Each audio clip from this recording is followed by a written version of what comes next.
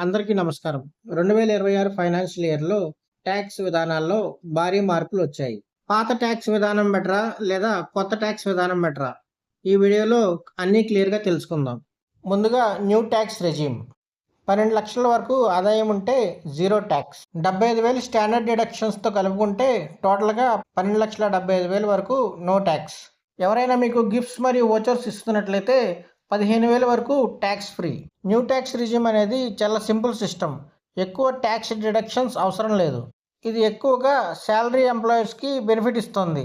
ఇక old tax regime benefits విషయానికి వస్తే HRA, EPF, PPF, LIC, ELSS, mutual funds, పిల్లల ట్యూషన్ ఫీజులు కలుపుకుని టోటల్గా 1,50,000 వరకు డిడక్షన్స్ ఉంటాయి.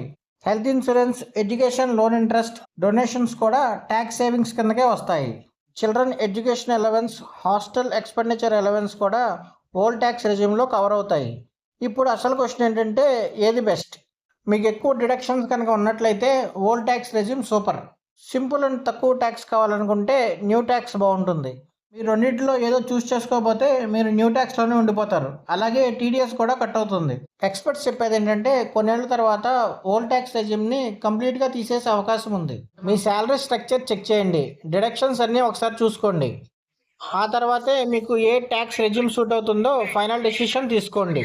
ఒక చిన్న నిర్ణయం మీ వేల రూపాయలని సేవ్ చేయొచ్చు. వీడియోని లైక్ చేయండి. ఇలాంటి ఫైనాన్షియల్ అప్డేట్స్ కోసం ఛానల్ని సబ్స్క్రైబ్ చేయండి.